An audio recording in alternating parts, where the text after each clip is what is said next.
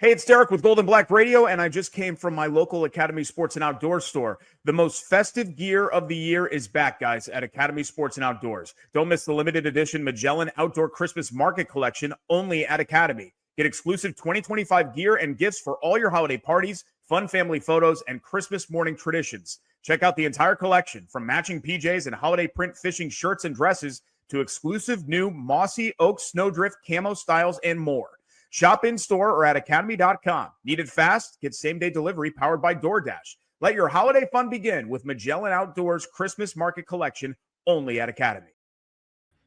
Welcome to goldenblack.com Saturday Simulcast. Brian Newbert and Nate Barrett will join me shortly after Michigan's 21-16 victory over Purdue. I want to thank our sponsors, the Union Club Hotel, an autograph collection retreat blends student-run hospitality with resort luxury. Enjoy the spa, Boiler House Prime Dining, and Burke Boilermaker Golf, perfect for wellness and Purdue fans as leisure seekers. Our property offers serene escapes. And book your getaway today. And, of course, also thanks to our friends at Twin City and the Chariot Automotive Group, serving Greater Lafayette with the best new and used Jeep selection at TwinCitiesSuperstore.com. All right, I'm going to bring in my pals here, Brian Newbert and Nate Barrett, and we'll have Dub Jellison will join us in a bit. And in addition to Tom Dienhart, will be live from the Big House here as the show works its way forward. So, guys, I don't know. I'll start with you, Brian, just on the whole notion of moral victories and all that good stuff. What do you see from tonight from Purdue? Yeah, I think we've been talking for a couple of weeks here about how there was going to come a point in this season where, progress, competitiveness, et cetera, wasn't going to be gauged in wins and losses or in wins because of the way the schedule finishes out here. But Purdue's getting there. I mean, I don't know, I'm just pulling numbers out of the sky here, but they're 60-70% of the way toward being able to win a game like this. I thought they should have come into this game winners of 2 of 3 because they should have beaten Minnesota and they should have beaten Rutgers. But for Purdue to kind of hang in there once again and give themselves a chance when those things happened again, those things that have been breaking Purdue for years now. The bad punt before halftime leading to the Michigan touchdown, the turnover in scoring territory, where you just needed points. But I thought that they got some breaks, too, that they couldn't necessarily capitalize on. The turnover by Michigan in scoring territory was dumb luck. Yes, Purdue forced the fumble, but the ball bounced a certain way, and you got that break, and you couldn't make anything of it with your offense. Obviously there were opportunities there to have won this game, which I don't think any of us would have imagined before this game. No doubt. We would be saying afterwards. So that in itself is, I don't want to say progress because it's November 1st, but certainly some positives to be taken here in the big picture of things. This wasn't Purdue going to Michigan or Ohio State or Penn State or somewhere like that, like they've been for years, and just getting their doors blown off. I think, there's a base layer to this program now that is much stronger than it was a year ago and probably even before that. Brian, talk a little about the game that Josh Henson called tonight in terms of using what he had with Malachi Thomas. They get Christian Earls in the mix. E.J. Horton gets some targets, but just on a night when you don't have Devin Mockabee, look at what Purdue called and how they were able to move the ball. Yeah, I thought Josh Henson called a good game. I don't know if I would rely on that offensive line to win at the point of attack very often in short yardage against Michigan. Maybe some other opponent, yes, but the two, I understand there's probably variations off of that play that Malachi Singleton could have gone to, but I just think short yardage running game, that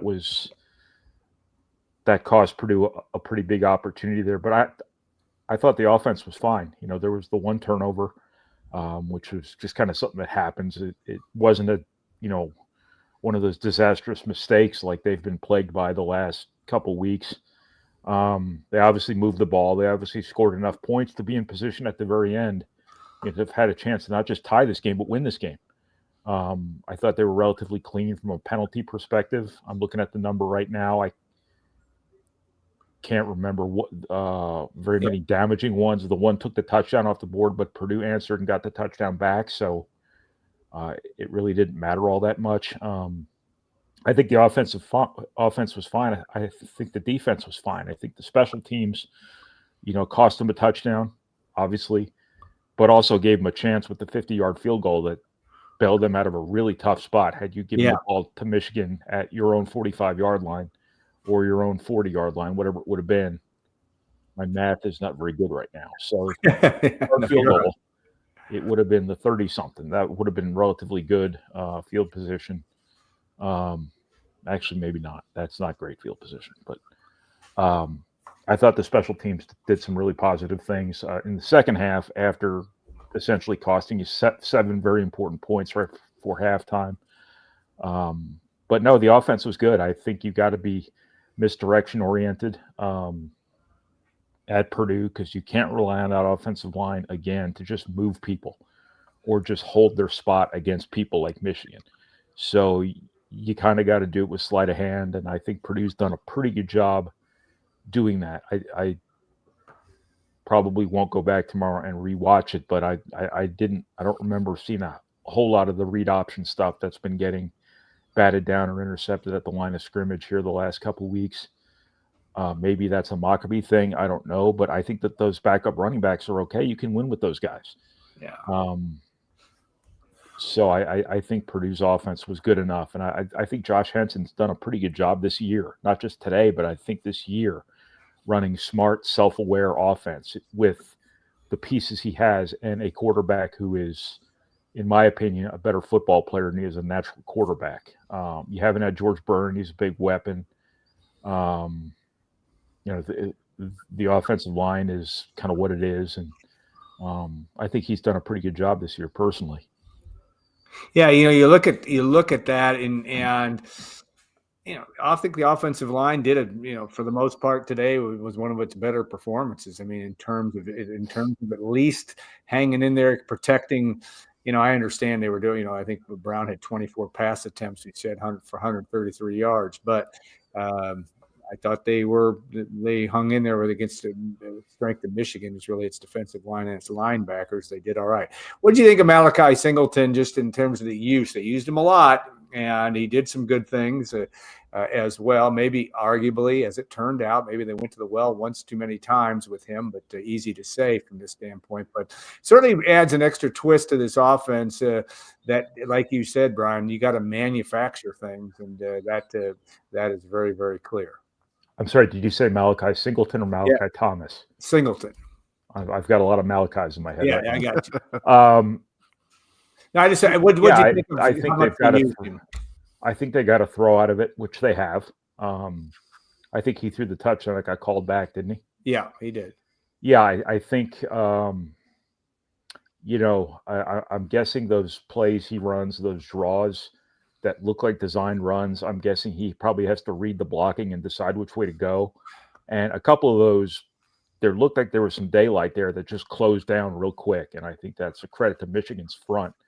To your point about pass protection, I think Purdue did a good job calling plays that didn't put Ryan Brown in position to have to sit back there very long and scan the field and things like that. And I don't know if that's necessarily the best thing he does as a quarterback. He did make some plays scrambling after he was flushed from the pocket, but I don't think Purdue exposed him to pass rush as much as it has perhaps in past games. The Singleton thing, he's a playmaker. I think he's a guy who really adds another layer to your running game. And in a game like this where you wanted to, it really benefited you, I thought, to slow the game down, shorten the game. And, the less plays you run for a team prone to making devastating mistakes, the fewer plays you run, the more you lessen that chance. And the more snaps you run offensively, theoretically, the fresher your defense should be. And I think you wanted this to be a low-scoring game to set up a situation that exactly unfolded. It's a one Right. possession game there in the last 5 minutes of the game, whereas anything can happen. And I think that using him to kind of grind out yards and kind of move the chains, and with the option at some point, I'm sure, to try to do something off of that could have set up a big play, was a pretty valuable element to this offense. But I think moving forward, I think people are going to be ready for that. Again, it's November 1st, so there are no secrets anymore. But I think you probably got to start passing out of that a little bit more than you have to this point. Brian, Coach Odom in his interview with Tim talked about the decision there to go for it on 4th down, which Purdue didn't pick up, but just his feeling that Purdue needed to get some points there. Those calls always make you a hero when you get them, and when you don't, it just hurts. But just talk about that decision as you analyze it.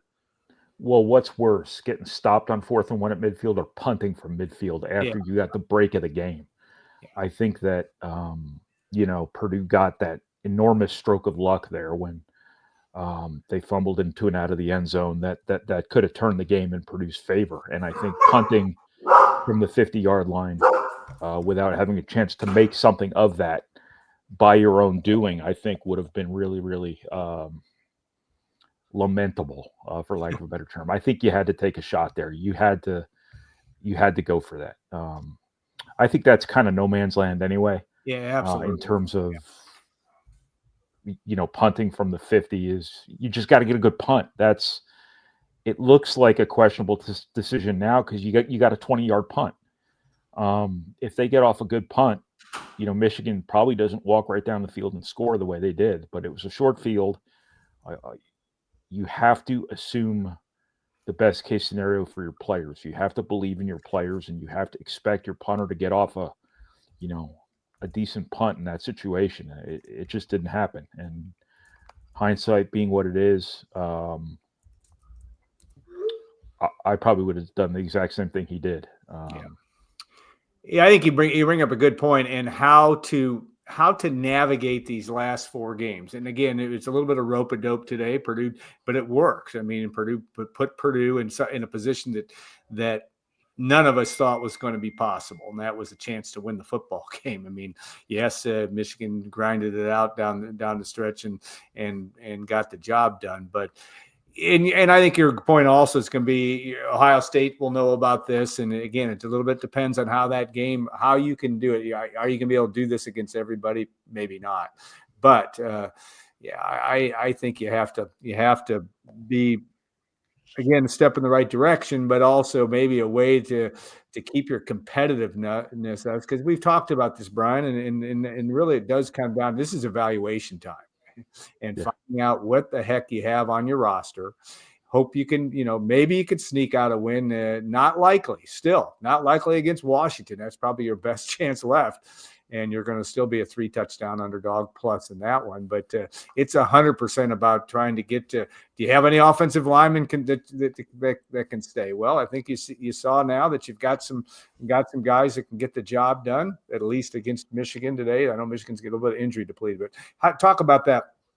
And maybe in our last question, but what you want to do to get the right people on the bus moving forward if you're Purdue. Well, it's also culture establishment time. No question. It's not just evaluation time. You want to build Purdue up, and the players are going to change every year. The roster is going to be different every year. So how much of this stuff is really tangible anymore, I really don't know. But you want to be a program that obviously competes and has some pride and gives good effort and doesn't quit and all those other Disney movie. I probably shouldn't invoke Disney today. I'll get blacked out on YouTube TV. All of that stuff you want to establish as the common denominator in your program, no matter who the players are. And I thought, after Northwestern, what the hell was that? Like, that looked like a team that rolled over. And then they come out the next week and they should have beaten Rutgers. They recover from that. They play really well at Michigan. They haven't given up. They haven't rolled over. I know that's a really low bar for success, but it is very modest success nonetheless. And if you can be that kind of program that doesn't just quit when everybody's at this time of year, everybody's inevitably thinking about the portal, what they're going to do after the year. They're thinking about their compensation package, whatever you want to call it. For a team to experience what Purdue's experienced here the last couple of weeks in terms of disappointment and keep bouncing back. And this has been a season-long deal. I mean, a couple of those games early in the year, Purdue was in a pretty good spot, had one thing go sideways on them, turned the game on its side, and they kept competing and things like that. And I think that's kind of a backhanded compliment because you don't want to be in that position where you're accepting backhanded compliments just for showing up. And as Matt Painter would say, doing what you're supposed to do. But it's still at this point of the season, at this point in the construction of this program or reconstruction of this program, I think it does bear mentioning. There is some significance to that. Yeah, Brian, well said, and appreciate your comments. And Barry Bowden, which I thought was again on a post game radio, did not accept the moral victory part of things. He certainly talked. Well, he can't talk like that, so of course that's what he said. I mean, yeah, well, no, but I mean, he sounds dejected and said, I mean, I think he just said we hate losing, and that's the right thing to say. And well, from that, I'll tell you what else happened tonight. Purdue just got Ohio State's attention. No question. Which may not be a good thing. Yeah. May not, yeah, like I said, the rope-a-dope may not work as well next week. We'll see, but it did up to a point in a 5-point loss there. Brian, thanks again, and we're going to. Dub is waiting in the wings. Hey, Brian, go back to the baseball game. It's 4-3. The Blue Jays lead the Dodgers, I think. 4-2. Oh, I might. No, I've got it right here on the TV. Yeah, I think your TV. Unless Max Muncy here is about to hit a home run. Yeah, I think you're ahead of it. Yeah, I don't know, but anyway, Brian. Sure enough, Max Muncy just hit a home run. So. Yeah, it's 4-3. All right, man. Appreciate the heads up, and we'll bring in Dub and go from there. Thanks so much, Brian. All right, Dub. Nate, fire away with the questions you've got. Dub, welcome. Let's talk receiving core tonight. Michael Jackson, 6 targets, 6 catches. Tuggle with 6 targets, 5 catches, and E.J. Horton, 6 targets and 5 catches tonight to kind of lead the receiving core. What do you see from those guys? Yeah, I thought of a lot of Purdue's passing success kind of was predicated on just what Michigan was giving them. I think Ryan Brown didn't really force a whole lot, kind of took those short and intermediate routes, and it worked for them. They were efficient in that regard. I would have liked to see them try to push the ball down the field a little bit more and try to make some explosive plays because I think when you play a team like Michigan, that's what you need to win. And you saw, that the one where Michael Jackson kind of leaked out and was wide open. I think if Ryan Brown puts that on him, that's probably 6. And that kind of changes the complexion of the game. But, I thought they were more sure-handed today, which is a step in the right direction. It's just, when you play a defense that's as good as Michigan's, you kind of have to take what they give you, maybe pick your shots, and Purdue just didn't connect on the shots that they took necessarily. So, I was encouraged in that regard, but obviously, it wasn't enough to win. Ryan Brown, and some debate in the chat room certainly about him and Malachi Singleton, but I really thought, and again, we don't even know for sure on his health, though he certainly is playing. Obviously it's his left shoulder, and he played last week as well. But I thought he did a lot of good things, and again managed the game. I know 19 completions and only 133 yards isn't a lot, but this is a very good team. That's what Michigan does. I mean, there haven't been, and I go back in history, there haven't been very many games up there, and I know this has nothing to do with this year. Haven't been many games in the Big House against a good Michigan team. In fact, there have been 0 since 1966, because when Purdue won in 2009, it wasn't a good Michigan team. My point being, Purdue, you have to take some credit there because you were in the football game at the end, and you put yourself in a position to maybe pull one out in the fourth quarter. Yeah, absolutely, and it's no secret. I think that's what you want if you're Purdue, or if you're a Purdue fan. especially just where they're at in the season, where they're at as a program, going against a team like Michigan. That's kind of what you want when they play a Michigan and Ohio State here next week, a couple of weeks from now, when they play Indiana. You just want them to be competitive. I don't think anyone really goes into those games expecting Purdue to win. But I think you can take this and kind of progress forward with it. Yeah. I know there's, Barry Odom's not going to say there's any silver linings, but you just proved that you could go into a hostile environment against a top 25 team and compete with them until the very end. So I think that's something that Purdue can keep trying to build on. I think it's just demoralizing for them. 3 out of the last 4 games, you lose in a 1-possession game. So I think in that regard, it's probably frustrating, and I would assume it's frustrating for the fans to watch that. But I think Purdue's taken steps in the right direction. It's just it just hasn't necessarily translated to wins this year. Yeah, Barry Odom said, at least post-game radio again. And again, I'll take him. He's got to set the culture the way he wants it to, and go from there. And no moral victories. I get that, but boy, I certainly was looking. I think I picked 35-12. I looked for a game that Purdue would not come out and be competitive from the jump, and it was. And I think that's a very important thing.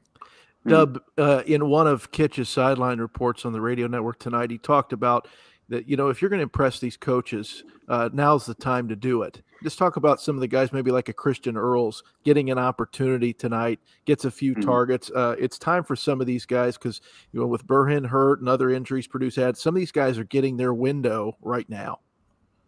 Yeah, I think Purdue's tight end room has been underwhelming at best. When George Burhan went down, I think we all knew that room was kind of in trouble. You didn't have any proven pass catchers. I think Christian Moore and Christian Earls came to Purdue with 5 or less catches in their careers, and then they're both vets. You got Rico Walker, who I thought played very well in fall camp and looked pretty good. I don't know why he hasn't gotten the run that maybe he deserves just as a pass catching guy, because Earls and Moore really don't have that type of skill set.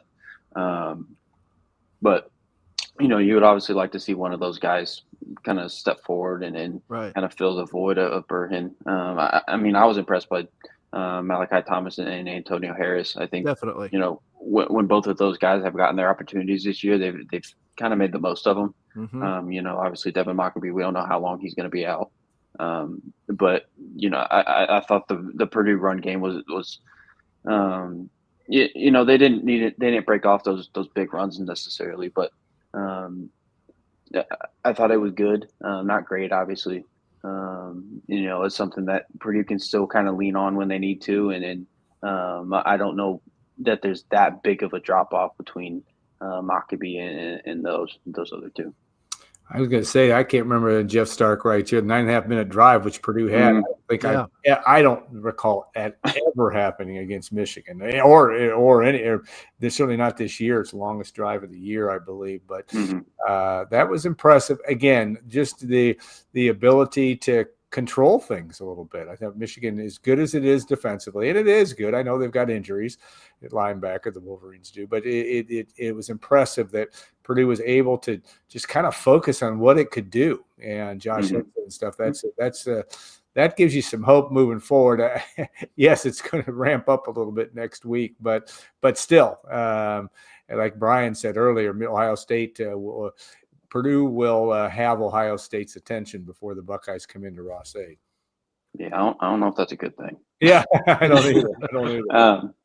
But yeah, that those slow, methodical drives. That's kind of what you need in a game where you're playing a team that's gonna beat you with like 5 stars and 4 stars, right?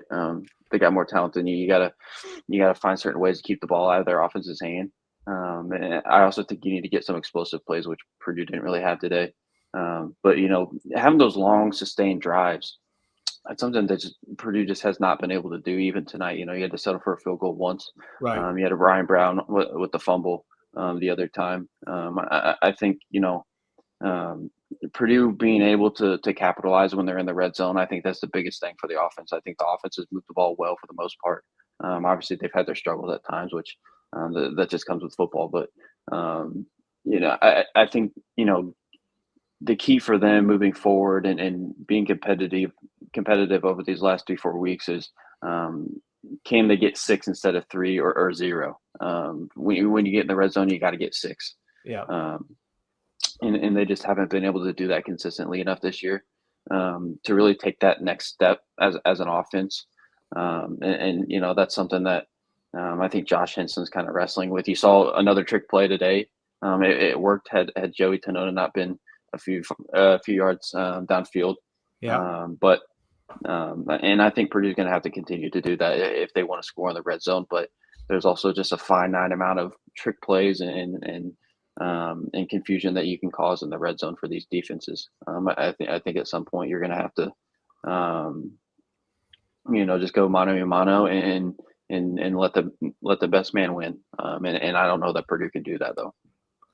All right, the all-time leader in Jeffrey's fan club, Shango, right here. I have to put it on there because I think he wouldn't. He won't stop. But what do you think about the defensive line play and certainly if Lindsey can come back and be healthy? But they certainly did some good things in the interior line. But answer the question, Dub. What do you think for that next year? I think that's a pretty formidable duo. Don't forget about Chops Harkless. Yeah, he's another guy that's got a few more years of eligibility. I'm kind of high on that interior defensive line. TJ Lindsey is a guy that I know Tom and I are really high on coming out of fall camp. Ian Jeffries has really impressed, and he was kind of an underrated pickup out of Arkansas State out of the portal. Chops Harkless, I thought, has played phenomenal this year. And then you got D'Amico Kennedy, who's really flashed. I think it was Illinois and I can't remember the other game where he kind of produced, and maybe it was Notre Dame. Excuse me. yeah. I should know these things, but he's shown some signs as well. So I think that group is in a really good position moving forward, and all 4 of those guys have 2+ years of eligibility left after this year. So I think that's going to be a group that Purdue can hang its hat on and make a strength moving forward as we look ahead to 2026. I know, you don't necessarily want to do that right now with still a month left in the season, but I think they played well for the most part this season. Obviously, Marshall going off for 180 yards and 3 touchdowns that doesn't help that argument, but I also think that they're not quite ready to match up with these elite offensive lines. I think you're probably going to see that against Ohio State. You're probably going to see that against Indiana too. But I think the future of that room is very bright. Dub, taking a look at some of the defensive stats, Taj Rael leads it with 13 tackles tonight, 11 solos, and then you have Correa and Powell share a sack, and then Powell has another of his own, and then also touch on Hudari Hines with an interception tonight. Just some of those individual performances that stood out to you. One guy you didn't mention, Miles Slusher, came back from injury. Yeah. I thought he played pretty well. Taj Rael, I think those safety spots where Rael and Slusher have really shined. I think Mike Shear kind of puts an emphasis on those 2 spots in his defense, and those are going to be the guys that you're going to need to make plays. And more times than not, those 2 have made plays, especially in the run game and kind of cleaning things up. Correa and Powell. I didn't think Powell played particularly well. I know he had the sack and a half and a tackle for loss, but I felt like he was a little out of position today. Yeah, and that's not really what we've come to expect out of Manny Powell. I think he's been the main kind of the mainstay of the defense and the leader of that group, and for my money, the best defensive player on the team right now. So kind of an off game for him, but I think Hudari Hines, and he's a guy that's going to be in Purdue's plans for the future here for the next couple of years. But that was a big moment in the game, getting a takeaway. CJ not only forced a fumble, that Purdue got, kind of took away red zone opportunity for Michigan. So Purdue's making plays defensively, hold Michigan. I know it's not a great Michigan offense, but still holding them to 21 points. I think is a good stepping stone for them.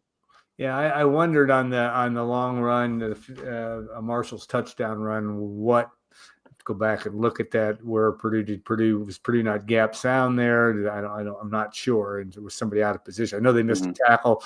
The tackle angle wasn't very good. I'm not sure which safety there, but whether you lay it all on that. But against Michigan, it's hard to. It's also, I know the Wolverines ran for 253 yards, and you can't have that happen and probably win there. But you found a way to be competitive. One quick question here. And I thought, do you think Henson doesn't have confidence in Brown or the OL to look for the downfield big plays? And I think that wasn't the strategy today. Now obviously Ryan Brown had a couple free downs where he went deep, but I think that's the essence of Purdue's challenge right now too. Is you don't have, Michael Jackson did some good things today. Nitro Tuggle could be a guy that can split the defense a little bit, but you just don't have any. You need to find a game breaker in that at that position here, one or two, I would think, in the portal next year. Somebody else that you can really trust to not only get open deep but catch the football. Yeah, and I'm sure Tom and I will discuss ad nauseum the portal priorities for Purdue here in the next month or two. But that receiver spot, I think you really have one guy that's kind of been consistent just as a pass catcher, a possession guy, and that's Michael Jackson. Yeah. Outside of him, I think Nitro Tuggle leads the team in drops. He came into tonight with 6. I don't think he had one tonight. Armad Branch was kind of missing in action tonight. I didn't see him out there. And EJ Horton has kind of been hit or miss as well. I just don't think that Purdue has the guys to threaten defenses downfield. And the guys that would kind of fit under that category, Corey Smith and EJ Horton and Nitro Tuggle. They haven't been consistent enough, and Tuggle, I don't know if he has the speed to be a true downfield threat. I think Horton and Branch and those guys do, but that's something that Purdue is going to have to look heavily into in the portal when that opens in January. But I also think that Ryan Brown hasn't been as consistent, just throwing the ball downfield. I think he's had some guys open, throughout the season, and he underthrows them or overthrows them. So. I think just honing that in, and there's slight misses. I think some of the overthrows have been slight misses. You look at Tucker's game. I think he had, I thought the one to Armad Branch, I thought that was very catchable. I thought the one to Tuggle, that second post, I thought he just overthrew him a little bit. But, that's something that's kind of hindered the Purdue offense all season, I think. I think we could probably count on one hand the amount of explosive plays that they've had through the air, and 2 of them were to Corey Smith. So, that's something that I think Josh Henson is probably wrestling with, knowing that they're just not good enough right now to push the ball down the field and make those explosive plays. All right, Deb. Tom Dienhart waits in the wings. Thanks so much for your analysis. We'll look forward to your work throughout the course of the week. There are some things to talk about and some things to look forward to from Purdue football based on that. Have a great rest of your evening. I don't know if you want to get back to the World Series. Still 4-3 Blue Jays, though I think the Blue Jays got somebody on second in the bottom of the 8th, but if my ESPN is correct. So, all right, man, thanks so much, and we'll bring Tom Dienhart in. All right, thanks, guys. All right, Tom. Nate, I'll let you ask the first question, but welcome to the show. Well, Tom, I'm going to lead off with what Barry Odom said to Tim Newton at the beginning of their interview, which was, "We're making progress." Did you feel that Barry continued kind of that line of thought in the press conference? Yeah, but he still kind of hinted that there are no moral victories, right? Yeah. But again, I think he was proud of the fight, right? Right. Given what the team's been through here, the winless October, the missed opportunities in October, there was no head hanging. We saw the team come out and battle, and I think that's all you can ask for. Look, Michigan's the better team, right? They were the 21-point favorite. And coming into this game, I remarked and others did that this isn't a vintage Michigan team. This isn't 2023 Michigan. This is like the 1984 Michigan team. Yeah. Just, again, great defense, though. Tremendous defense. They run the football, and you saw the limitations they have throwing it. So Purdue had a chance. They had a puncher's chance, but I caught the tail end of you talking to Dub, and I sent a tweet out about a similar thing earlier in the game, just the lack of explosive ability, the lack of big play ability by this offense. You're not going to nickel and dime your way to 4 touchdowns against Michigan running 4 10-play drives. You're just not going to do it. And it's too hard to execute like that without penalties and mistakes. You saw the big plays from Michigan, man. They had no trouble executing them at all. So there's nothing you can do about it. That's a function of talent. I did some quick West Lafayette High School math after the game, guys. The last four games, Purdue's averaging 15 points. 15 points the last 4 games. They had 276 yards of offense tonight. Again, a very good Michigan team. I asked Barry after one of the last questions, I think, about why couldn't he get off the field?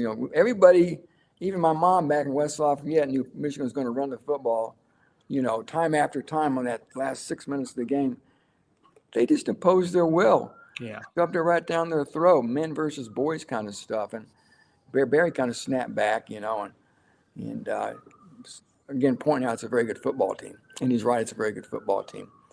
But still, man, to see that one guy jump out of that tackle down here, Yeah. the last touchdown, I mean, there were some missed opportunities. I could go on and on, guys, but it was there for the take. And it was kind of similar where roles were reversed. Michigan kept letting Purdue hang around. You kept waiting for the Boilermakers to seize control of this thing and maybe steal it, but they were never able to. Yeah, probably not good enough offensively, and you're right. Just not enough. A lot of effort out there, which is a good thing. I mean, there's no question. Yeah. You can something to build on, but you have to find a way to be able to when you have a chance, you got to do it. When you get 2 turnovers in the red zone, not that they were gifts. I mean, Purdue did make a play down on the ball. They were fortunate the ball bounced out of bounds. I get it. That was good fortune. And the Hines pick was a great, really a good look to me, at least on replay, a really good play. I mean, he made a real jump on the ball. All those things are good signs, but just not enough firepower to scare Michigan. Nobody, Michael Jackson had a chance on a one play or that one long pass if he got behind. Was that in the third quarter where it really could have been a touchdown had Brown had time or thrown it better.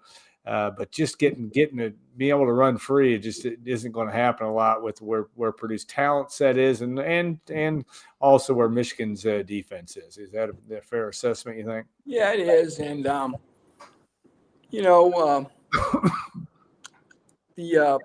Purdue did not have Devin Mockabee, obviously, right? Yeah. I thought they still acquitted themselves pretty well with Malachi Thomas and Antonio Harris and sprinkle in Malachi Singleton running the ball a little bit too. Barry Odom was asked after the game when Mockabee will be back, and he really didn't know. I'll just tell you guys, as soon as I get is we may have seen the last of Devin Mockabee as a Purdue Boilermaker. So just keep that on your radar possibly. And they missed him, of course. He runs like no other guy in the backfield here, right? He's just got that second gear into him and that will that makes him special, I think. So I think they missed him. I kind of wonder what you guys think. If you're Ryan Brown, you got some juice going, you're driving down the field, you got some momentum going, and then they take you out. Then they take you out. That's got to affect you, doesn't it? I mean, you lose all your rhythm to insert Malachi Singleton. I don't know. It's something I was thinking of, Yeah, Nate, it's a good point. I was thinking about that subject in general because we talked about it with Brian, Tom, just trying to get your take on Josh Henson. I thought in a lot of ways he called a pretty good game tonight, but you do bring up something that Brian's talked about in basketball that Coach Painter talks about, guys off the bench and getting time and getting rhythm. And you're right. You could see where, you put Singleton in there because you didn't know the extent maybe of Brown's injuries, and you want to get him in the mix and get him reps. But by the same token, you're right, it could affect rhythm. Well, Yeah. and I think too, Tom. And again, it's easy to say. I don't know what the plays are called. I like getting him in there. I like the rhythm of what for some of the time, but when he runs it, he ran it 3 straight times. And again, I don't know whether those are his options. They just went to the well once too many times and didn't get the first down on the one. But it's a tough one. That's a tough call because this is an offense that is really struggled to put points on the board in big numbers. It's going to be really that's what's going to make this offseason interesting. And because are they going to dance with those 2 guys if they can keep them at Purdue, which will be a question. Is Ryan Brown, and we'll find out, where they go for the quarterback. I would think they'll try to get another one, but I don't know. But it's a good question. It's just such a rhythm thing. I thought Henson was on top of slowing, kept calling it the rope-a-dope. They were doing that throughout the course of the game, just giving themselves a chance. But maybe once you got down, it also could have eliminated your chance to get the W. I don't know. The rope-a-dope, I like it. Ali versus Chuck Wepner, George Foreman, right? And how about that 9-minute drive? How cool was that? Yeah. That was crazy, wasn't it? But, Josh Henson, I think he does a good job with what he's got. I'll just say this. It's going to be a very interesting offseason on many levels for this football program. And I'll just leave it at that. And again, we all know they have some issues, some holes they have to fill. And maybe they have to tweak the staff. We'll see. But it's going to be very interesting to see what type of moves are ultimately executed here. I asked Barry Odom, too, about got the ball at midfield, 4th and 1. Yeah. You're right in the ball game, right? And you go for it, and you get stuffed. I asked him if he regretted the play call, 1. And number 2, I asked him if he just regretted not punting the football, making Michigan try to drive maybe 80, 85 yards for a score. Yeah. Or he didn't bat an eye and said they're playing to win. And I think it was the right call to go for it on 4th down at midfield there. Yeah. Keep the ball, try to keep moving downfield. And obviously it didn't work out. Michigan goes down and scores a touchdown.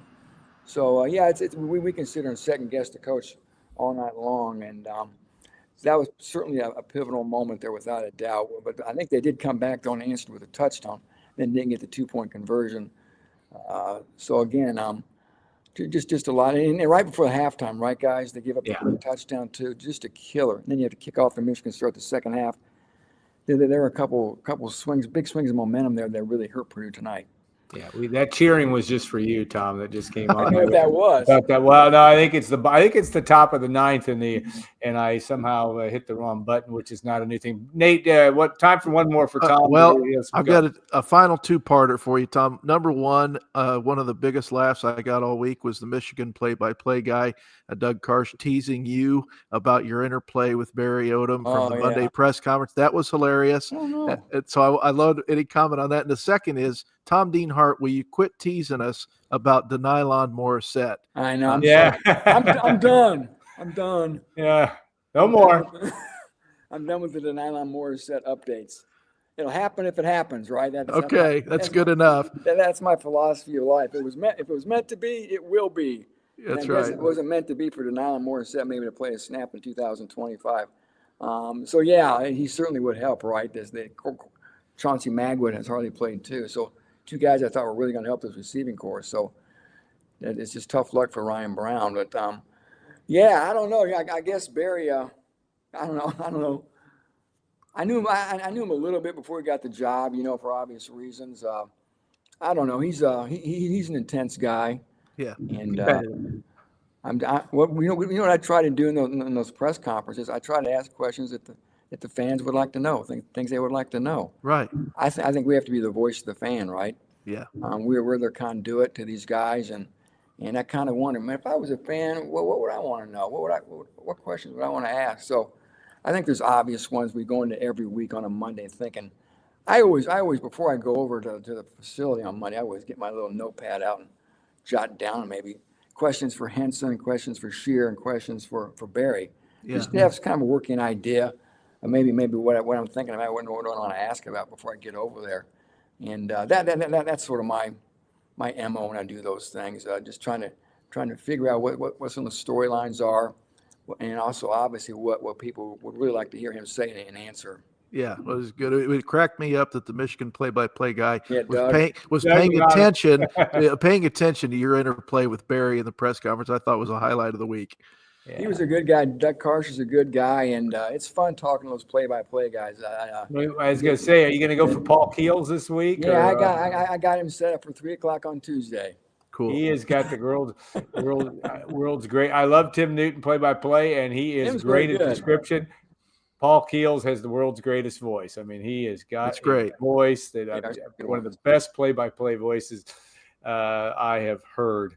Tim is good, man. Tim is a hard worker. Oh, he did. Tim does a great job. He's got a nice rhythm and a nice voice. I listen to him during the game. Mark Herman too. It's great having Mark. They do a great job. No, And you know what? I know this is blasphemy, but one guy that's you can't help but be happy for is Don Fisher. I mean, my gosh, Don's one of the great guys. Of course, the Indiana play-by-play guy, and it's funny because I did watch the end of the CBS game today, and they ran his play-by-play of Indiana's scoop and score. So Don's getting some airtime, and after as long as he's been doing it there, that's he's seen a lot of bad football. He's seen a lot of bad football. He has seen a lot of bad football. I know nobody here wants to hear that, and I don't either, I suppose. But Indiana's really good, and it's going to be a challenge. It's going to be a challenge for Purdue the next 3 weeks. It'll be interesting. I think the one thing takeaway for me tonight is I'm back to being interested. And there's an interesting to see how, they're going to be prohibitive underdogs. I get it. They're unlikely to win another game. I get that, but we'll see what they try to do. And I thought they did try to put themselves in the best foot forward and at least make this a 4-quarter game, which I would have said no chance at that tonight. And it happened. Last comments for Nate and Tom. Nate, fire away, my friend. No, just great coverage as always, Tom, from you. And I agree, Alan. I think interest is there going into these final 3 weeks. And I think the program responded tonight after 3 brutal losses in a row. You wondered how they would show up in the big house on a big stage like that. And they did show up and seemed in many ways ready to play. And that's a good sign ahead of the last 3 games. All right, Tom, final word from you, man. Thank you very much, gentlemen. I look forward to being in the box with you guys next week. I always like the home cooking. All right, we're going to let everybody get back to the baseball game because the Dodgers just tied it 4-4 now in the top of the 9th. I always wanted to be a baseball play-by-play guy. Didn't get it done. Tom, safe travels home. Thanks to all of you for taking the time to watch and listen and replay. If you missed most of us, we'll have that posted here shortly. And we'll look forward to probably about a 5:30 show next week after Purdue, Ohio State, 1 o'clock start in Ross-Ade Stadium. But we'll be with you after that game. Guys, have a great rest of your evening. Nate Barrett, thanks again. And we will see you next week on goldenblack.com Saturday simulcast. All right, a reminder, too, that you can like and subscribe, leave a positive review. We would love to have that. You can also subscribe to goldenblack.com. PU1 will get you 2 weeks or 2 months for just $1. We would love to have you as a subscriber. We want you to be also a subscriber to our YouTube site as well, as we put on about 4 or 5 shows a week. Derek Schultz does a great job putting on Golden Black Radio on Tuesday.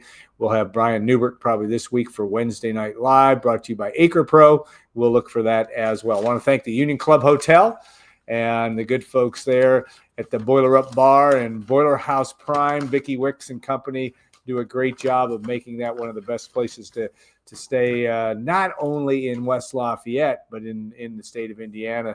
It's highly recognized. And, of course, our good friends at Chariot Auto Group and Twin City as well. We appreciate them. TwinCitySuperstore.com. It is the best new and used Jeep selection. Nate Barrett and company do a great job doing that as well. So have a great rest of your evening, and we will look forward to seeing you next week on goldenblack.com Saturday simulcast.